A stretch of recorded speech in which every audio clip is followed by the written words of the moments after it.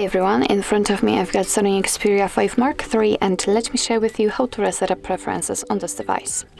So firstly, let's enter the settings, and now let's tap on apps and notifications.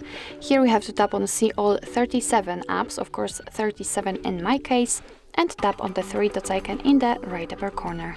Here we've got a reset up preferences option, so let's tap on it, and right now your device will inform you that it will reset all preferences for disabled apps, disabled app notifications, default applications for actions, background data restrictions for apps, and any permission restrictions.